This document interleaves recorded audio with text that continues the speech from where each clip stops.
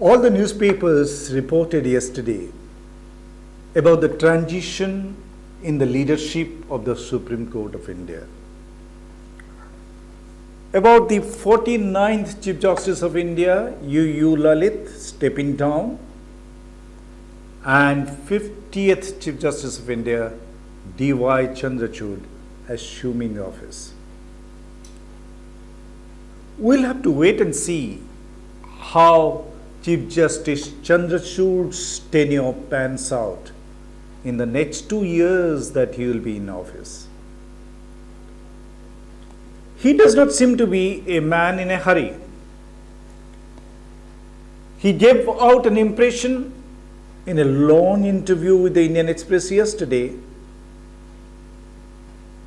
that his motto in life is slow and steady wins the race. But his predecessor was clearly on a mission mode from the very day one. He had given a glimpse of it days before assuming office. That would also be because Chief Justice Lalit's tenure was very short, just about 74 days. In fact, if you exclude weekend offs, Saturdays and Sundays, and intervene in holidays, as you know, we had both Dasara and Diwali holidays during his tenure.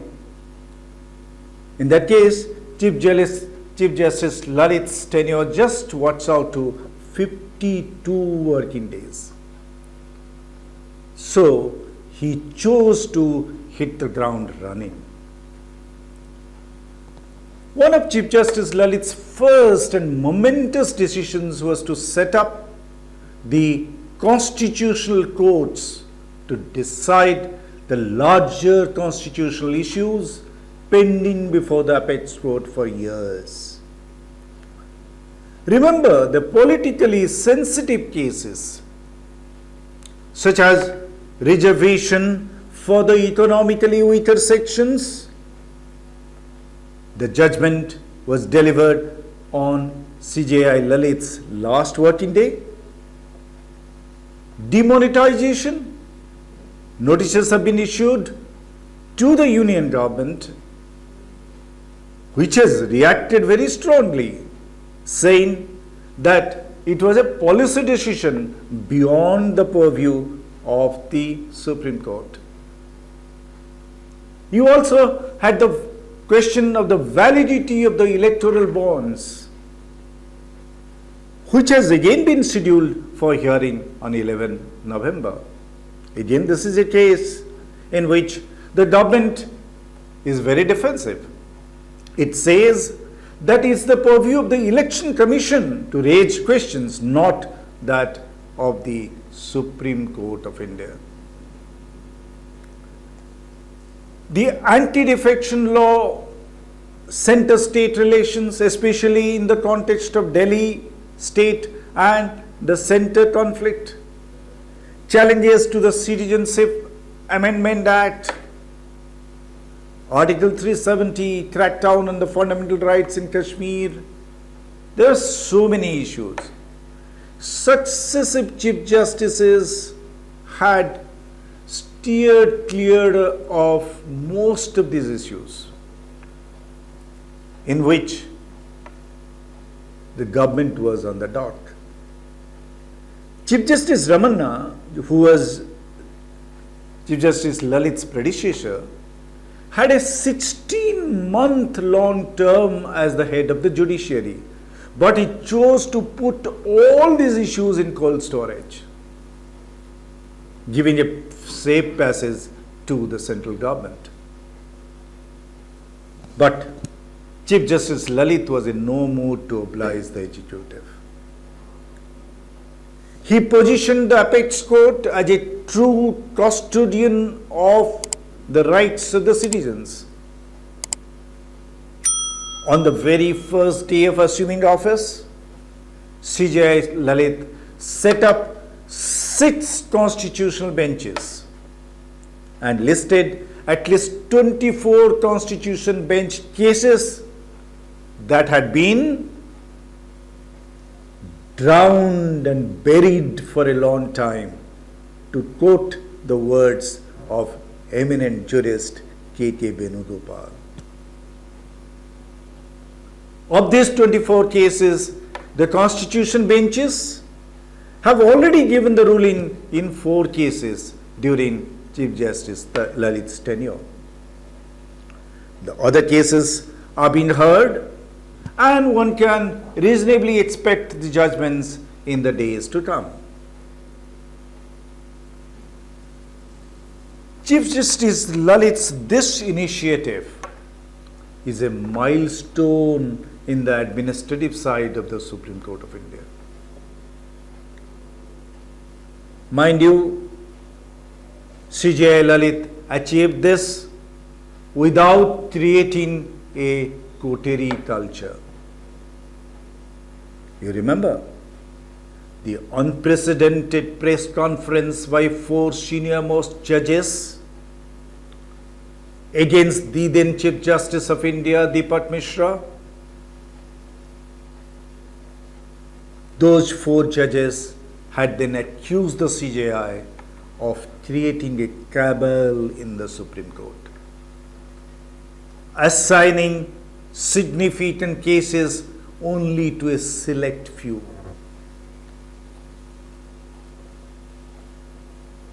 Remember Chief Justice Ranjan Gogoi, who presided over a bench on a Saturday to slam a woman who had accused the Chief Justice himself of sexual misconduct. Those were shameful memories of the Supreme Court's history. Chief Justice Lalit set a new benchmark by assigning cases irrespective of seniority or dispositions.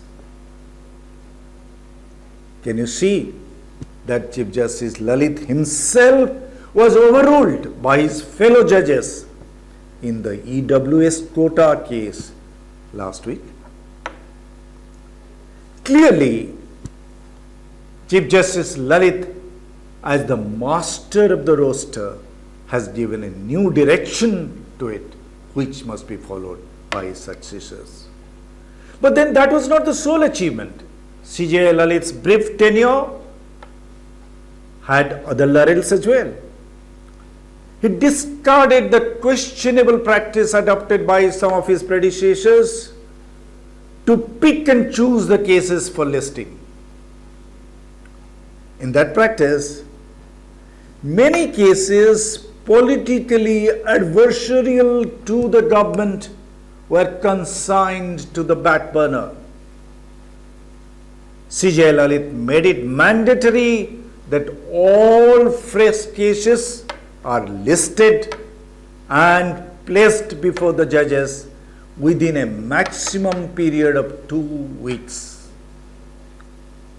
This made the listing process transparent. So determined CJI Lalit was to streamline the process that he did not flinch from initiating proceedings against the court's own registry officials who had adopted dubious practices. A vested interest had developed in the administrative side of the apex court in the last several years.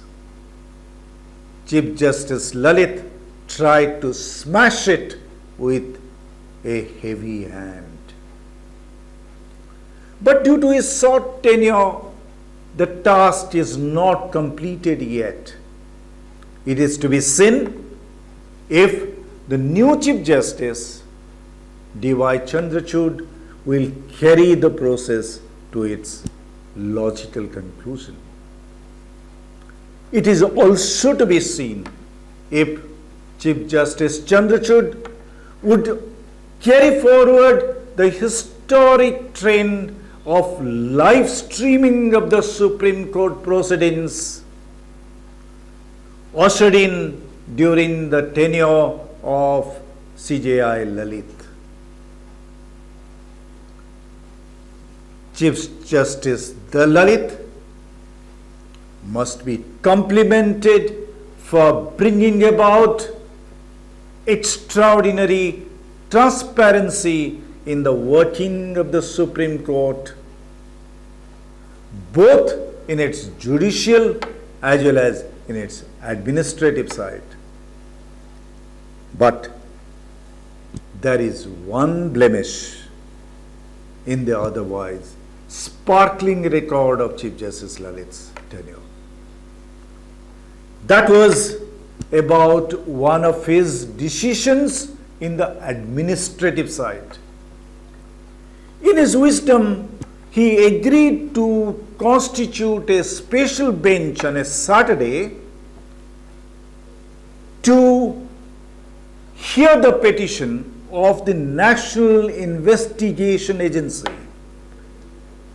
challenging the bail given to G.N. Sai Baba by the Bombay High Court. Sai Baba, a 90% physically disabled Delhi University professor, had been in jail for 8 years. There was a clamor of protest by many senior lawyers of the Supreme Court against this decision of CJI Lalit to hold a special court on a holiday to hear it. Many of these distinguished lawyers said they had come across cases of a Supreme Court bench sitting on a Saturday to protect the life and the liberty of a citizen from the marauding attack of the state forces. But they had never heard of a special bench of a Supreme Court sitting on a Saturday to consider the cancellation of the bail duly granted to an accused by a High Court of India. It's difficult to imagine the circumstances under which CJI Lalit took this unfortunate decision. But overall, despite this one black spot, CJI Lalit can be considered as a trailblazer in the apex court's history, as someone who set the bar high. It is to be seen if the new Chief Justice of India, CJI Chandrachud, is ready to step into the big shoes of his illustrious predecessors.